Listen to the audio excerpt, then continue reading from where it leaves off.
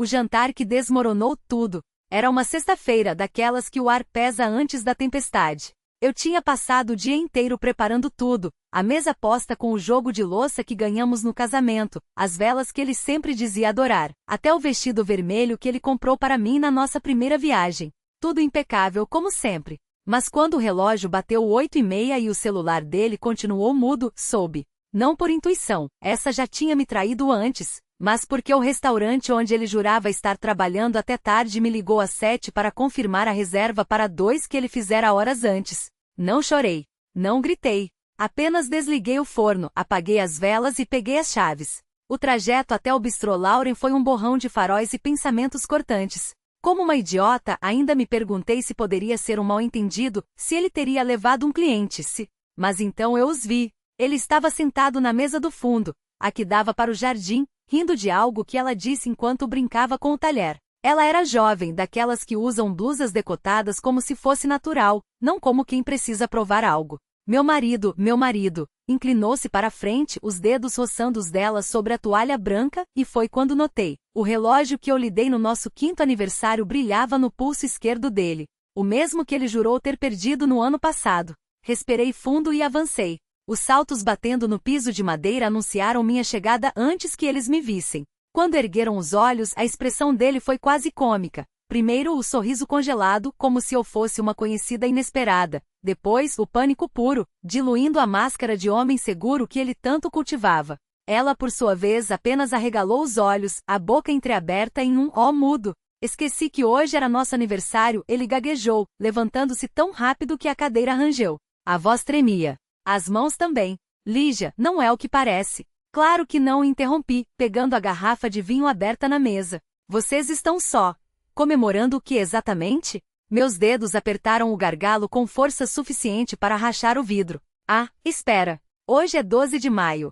Nosso 13º ano. Você lembra, não era, amor? Afinal, foi você quem escolheu a data. Para não esquecer nunca, você disse. Ele engoliu em seco. Os olhos dela saltavam entre nós, como um animal encurralado buscando uma saída. Mas eu não estava ali por ela. Estava por ele. Pelas noites em que acordei sozinha, pelas desculpas esfarrapadas, pelas vezes em que me senti louca por duvidar. Você tremia assim na primeira vez que me beijou, falei baixo, aproximando-me. O cheiro do perfume dele, aquele mesmo que eu comprei no Natal, me deu náusea.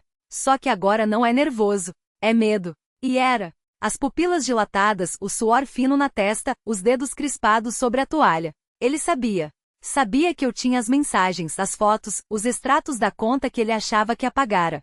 Sabia que dessa vez não haveria desculpa que segurasse as paredes do nosso casamento. Vá embora, disse a ela, sem olhar. Isso aqui não é mais show. Ela obedeceu. Não por educação, mas por instinto de sobrevivência. Quando a porta do restaurante se fechou atrás dela, finalmente me virei para ele. Meu marido. O homem que prometeu me amar até que a morte nos separasse, mas que não conseguiu esperar nem 13 anos. Você tem 2 horas para arrumar suas coisas e sair da minha casa, falei, colocando a aliança sobre a mesa, ao lado do prato intocado. E não se preocupe. Dessa vez eu não vou esquecer. O garfo caiu no prato com um estalo metálico, ecoando no silêncio espesso entre nós. Ele não tentou pegar a aliança. Não tentou tocar minha mão. Apenas engoliu em seco, os olhos fixos no vinho tinto que manchava a toalha como sangue seco. Não é o que você está pensando, murmurou, mas a voz falhou rouca, como se as palavras próprias o engasgassem. Não respondi. Não havia mais espaço para mentiras entre nós. As provas estavam ali no meu celular, na pasta que eu tinha guardado por semanas, esperando o momento certo para explodir. Fotos dele com ela em hotéis que eu nunca soube que ele frequentava.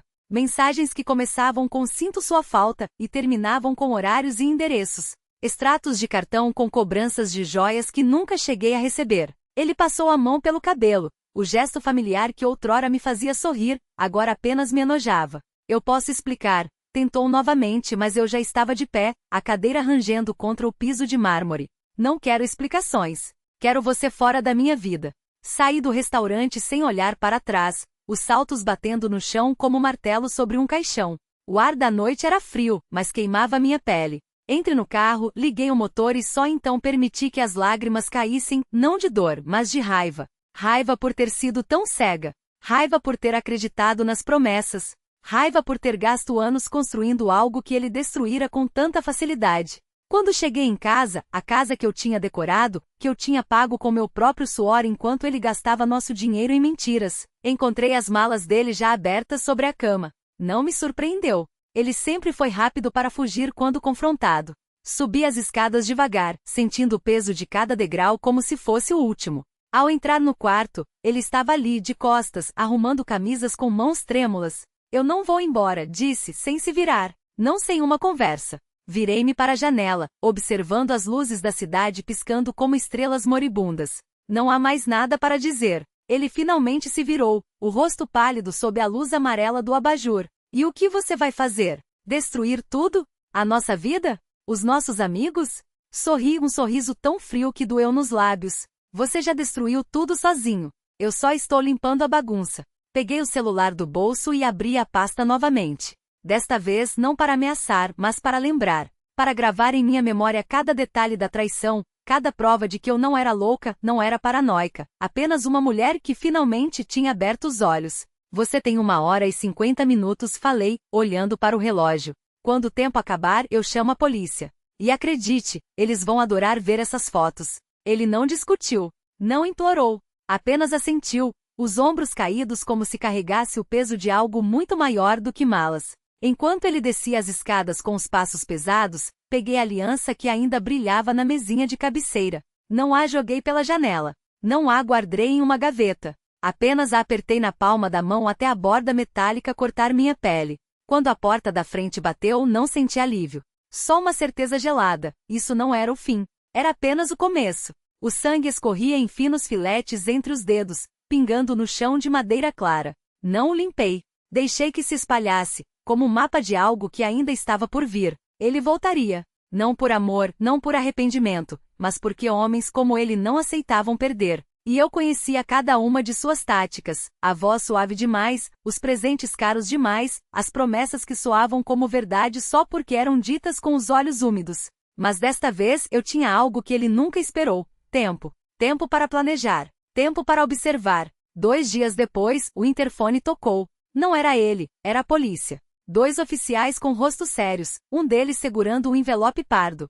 Senhora Varga? Recebemos uma denúncia anônima. Algo sobre provas de um crime. Abri a porta apenas o suficiente para que vissem meu rosto, ainda marcado pela noite em claro. Não perguntei o que havia no envelope. Não precisei. O mais jovem dos 2 engoliu em seco ao me entregar o papel, como se soubesse que estava segurando uma bomba. Dentro, fotos que eu mesma havia tirado, os recibos dos hotéis, as mensagens que ele esquecera de apagar, a pulseira de ouro que não era minha e que eu encontrara no bolso de seu casaco. Tudo organizado, datado, carimbado com a precisão de quem não deixaria margem para dúvidas. A denúncia menciona chantagem, disse o policial mais velho, com um tom que não era exatamente de acusação, mas de advertência. Sorri, não um sorriso alegre, mas aquele que precede a queda de um machado. Chantagem seria se eu pedisse algo em troca. Mas eu só quero uma coisa, que ele pague. Eles trocaram um olhar. O mais jovem coçou a nuca, desconfortável. O outro, porém, apenas assentiu, como se já tivesse visto esse filme antes e soubesse como terminava. A senhora tem advogado? Ainda não.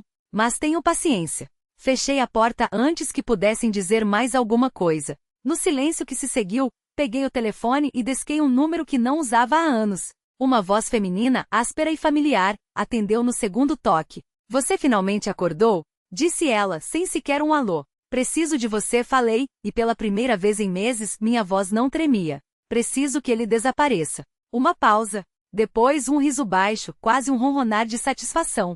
Ah, querida, você sempre soube onde me encontrar. Desliguei. Olhei pela janela para a rua vazia para o carro dele estacionado 2 quadras abaixo, como um cão de guarda à espera de ordens. Ele estava lá. Sempre esteve. E desta vez, quando ele subisse as escadas, quando batesse a porta com aquele sorriso de quem acha que ainda tem o controle, eu estaria pronta. Não com lágrimas. Não com gritos. Com uma faca de cozinha afiada o suficiente para cortar muito mais do que pão. A noite em que o medo virou cinzas. O telefone escorregou da minha mão e caiu sobre o balcão de mármore frio. O eco do impacto se misturou ao zumbido do refrigerador, um som que por anos havia sido o pano de fundo da minha solidão. Mas naquela noite não estava sozinha. Não mais. Peguei a faca que descansava sobre a tábua de cortar, ainda úmida da cebola que picara para o jantar que nunca seria servido. O aço brilhou sob a luz amarela da cozinha, uma linha prateada que prometia um fim. Não para mim, para ele. Passos no corredor, lentos, calculados como sempre. Ele gostava de fazer isso, anunciar sua presença antes mesmo de entrar, como um predador que saboreia o medo da presa antes do ataque. Mas desta vez não havia medo. Só uma calma estranha, como a de quem finalmente vê a saída de um labirinto. A chave girou na fechadura. A porta se abriu. Ele entrou com aquele sorriso, lábios esticados sobre dentes muito brancos, olhos escuros brilhando com a certeza de que ainda me possuía. O cheiro de seu perfume caro, misturado ao álcool que sempre o acompanhava nas noites em que decidia visitar, encheu o apartamento. Querida, disse, arrastando a palavra como se fosse um carinho. Você não atendeu minhas ligações. Não respondi. Apenas apertei a faca com mais força, sentindo o cabo de madeira se moldar à minha palma. Ele não notou. Nunca notava nada além do próprio reflexo. Deu um passo à frente, tirando o casaco com gestos teatrais. Estou com fome. O que tem para comer? Foi então que ele viu. Não a faca, ainda não. Mas ela.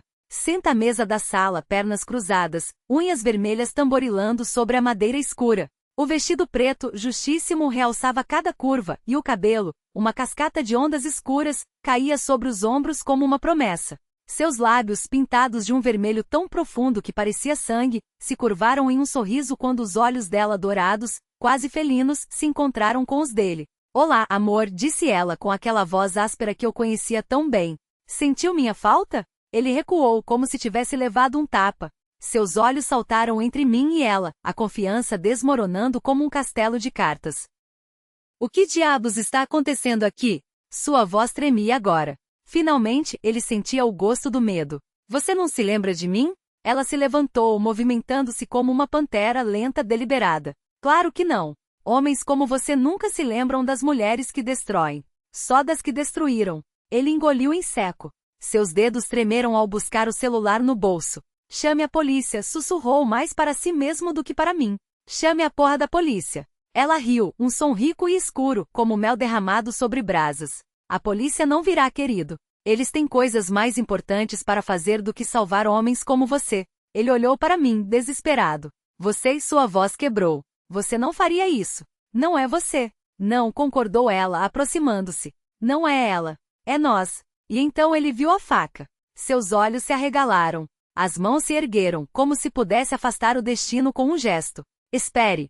Não esperei. O primeiro golpe foi rápido, preciso. A lâmina afundou em sua coxa e ele gritou, um som agudo e patético. Caiu de joelhos, as mãos pressionando a ferida, o sangue escorrendo entre os dedos como lágrimas rubras. Por favor, ele choramingou, olhando para cima, os olhos cheios de algo que nunca havia mostrado antes. Terror. Ela se agachou ao seu lado, como uma amante prestes a consolar. SHHH, sussurrou acariciando seu rosto. Você sempre gostou de brincar de Deus, não gostou? De decidir quem vive e quem sofre. Agora é a nossa vez. Ele tentou rastejar para trás, mas eu bloqueei seu caminho, a faca ainda pingando. Você não vai sair daqui, falei, e minha voz soou estranha aos meus próprios ouvidos. Firme. Definitiva. Nunca mais.